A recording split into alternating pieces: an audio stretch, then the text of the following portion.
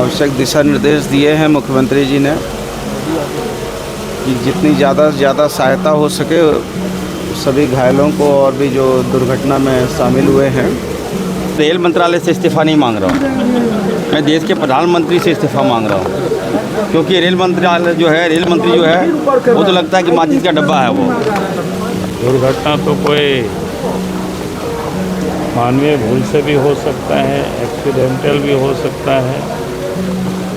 मुझे नहीं लगता है कि इसकी कोई ज़रूरत है, क्योंकि इस प्रकार की घटनाएं कहीं भी होती है। अगर हर घटना पर अगर आप कहें कि रिजर्वेशन, तो फिर मुझे नहीं लगता है कि कोई बचेंगे फिर। जितने रोजगार आज हमारी सरकार दे रही है, अपने 5 साल का आंकड़ा निकाल के देख ले कि 4000 और 5000 की नौकरियों के लिए चेन्नई और दिल्ली और बेंगलोर और यहाँ वहाँ भेजने का काम किया था।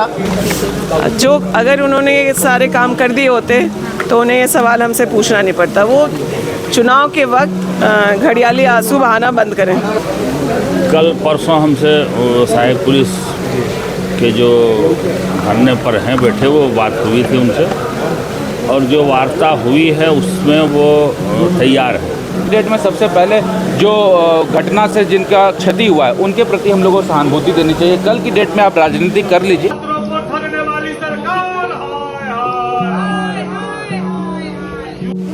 तो विधानसभा सत्र के आज तीसरे दिन कार्रवाई शुरू होने से पहले रेल हादसा जिस तरीके से आज चक्रधरपुर में हुई है, उसको लेकर जो है सभी सत्ता पक्ष के विधायक, हालांकि स्वास्थ्य मंत्री ने कहा है कि घायलों से मुलाकात करने के लिए वह जाएंगे और जो उचित उपचार हो उसके लिए हमेशा दिशा निर्देश जो है दिया जा रहा है। वही रेल मंत्री का इस्तीफ़ा इस पूरे घटना पर जो है मांगा जा रहा है। सत्ता पक्ष के विधायक, मंत्री क्या कुछ कहा है, विपक्ष के जो मुद्दे लोग, चाहे सहायक पुलिस के मुद्दे हो या पारा शिक्षकों के मुद्दे हो, तमाम जो अनुबंध कर्मी हैं उनको लेकर लगातार आवाज़ उठ रही है, लेकिन कोई निष्कर्ष जो है कैबिनेट में किस तरीके से फैसले जब तक नहीं आती है। हफीजुल हसन जो मंत्री हैं उन्होंने कहा है कि वार्ता हुई है सहायक पुलिसकर्मियों से और जल्द कैबिनेट से जो है निर्णय लिए जाएंगे। क्या कुछ कहे हैं सत्ता पक्ष के मंत्री, विधायक ने, वही विपक्ष भाजपा ने किस तरीके से सरकार को घेरा है आज कार्रवाई शुरू, सदन की कार्रवाई शुरू होने से पहले, यह कुछ आप तमाम देखिए। पुलिसकर्मी का मुद्दा बीजेपी आज भी उठा रही है, क्या लगता है बीजेपी के द्वारा किया जा रहा है या सही में ऐसा?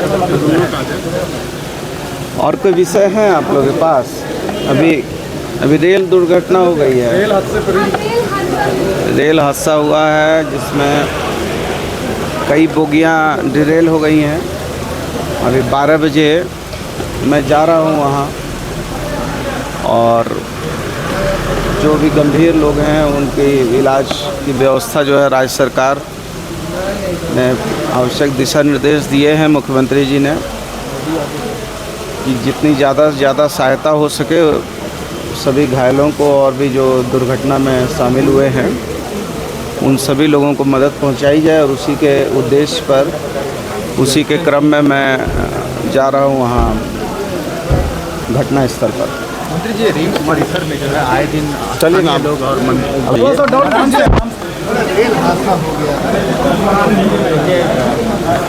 दुर्भाग्यपूर्ण है, और मैं रेल मंत्री से नहीं,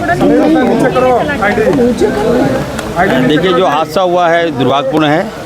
सबसे पहली बात तो मैं जो हादसे में जो घायल हैं मैं उसके लिए प्रार्थना करता हूँ, दुआ करता हूँ जल्द से जल्द ठीक हो जाए। दूसरी बात यह है कि मैं रेल मंत्रालय से इस्तीफ़ा नहीं मांग रहा हूँ, मैं देश के प्रधानमंत्री से इस्तीफ़ा मांग रहा हूँ, क्योंकि रेल मंत्रालय जो है, रेल मंत्री जो है वो तो लगता है कि माचिस का डब्बा है। वो उसको कोई लोग जानता भी नहीं है। देश के प्रधानमंत्री ने सारे विभाग को हाईजैक कर लिया है।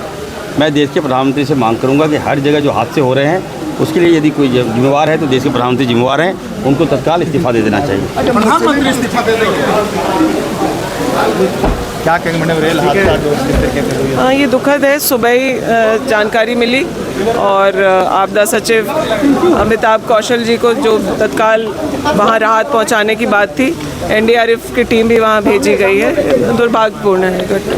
Thank you. बीजेपी कई सवाल उठा रही थी पिता जी, उनका कहना है कि अनुबंध कर्मियों को आप लोग कब परमानेंट, जो अगर उन्होंने ये सारे काम कर दिए होते तो उन्हें ये सवाल हमसे पूछना नहीं पड़ता। वो चुनाव के वक्त घड़ियाली आंसू बहाना बंद करें। दुखद है, और मैं समझता हूँ कि रेल मंत्रालय उन सारे विषयों पर जांच करेगी कि कहाँ क्या फॉल्ट हुआ है, नहीं हुआ।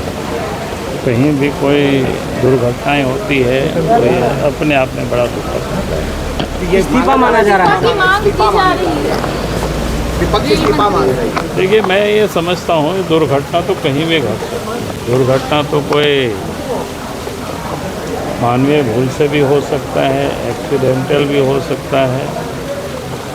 तो मुझे नहीं लगता है कि इसकी कोई ज़रूरत है, क्योंकि इस प्रकार की घटनाएं कहीं भी होती है। अगर हर घटना पर अगर आप कहें कि रिजर्वेशन, तो फिर मुझे नहीं लगता है कि कोई बचेंगे। फिर स्वास्थ्य मंत्री ने कहा है कि वो घायलों से मिलने जाएंगे, क्या आप लोग भी जाएंगे क्या?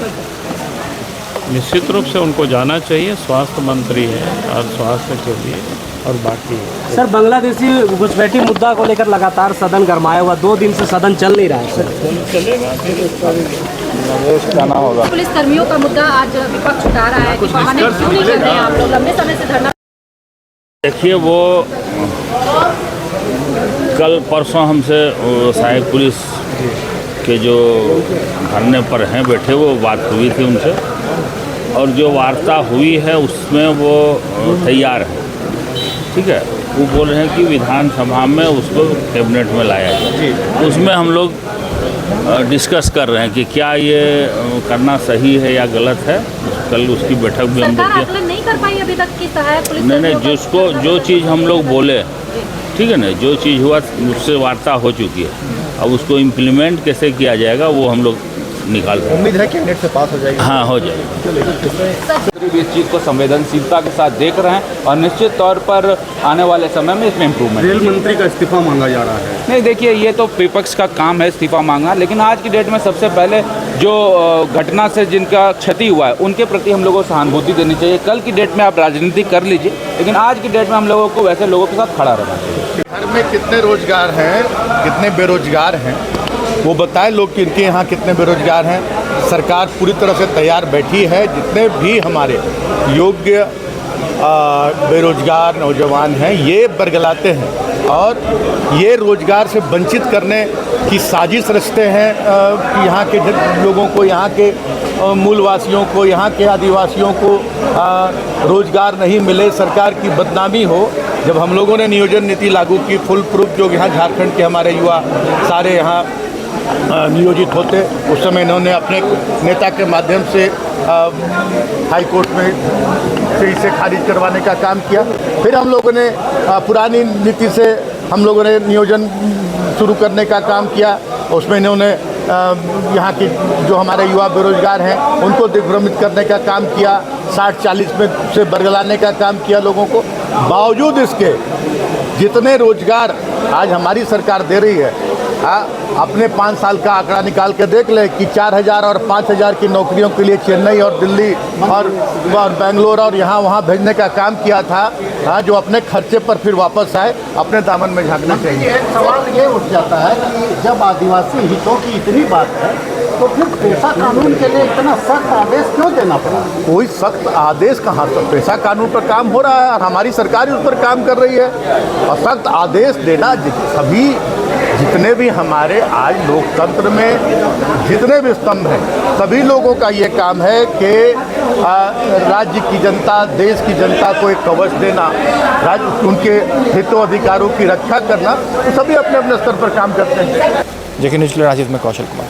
और ऐसी ही तमाम खबरों के लिए सब्सक्राइब करें हमारे चैनल जेके न्यूज़ नेटवर्क को, और हाँ, बेल आइकन दबाना ना भूलें।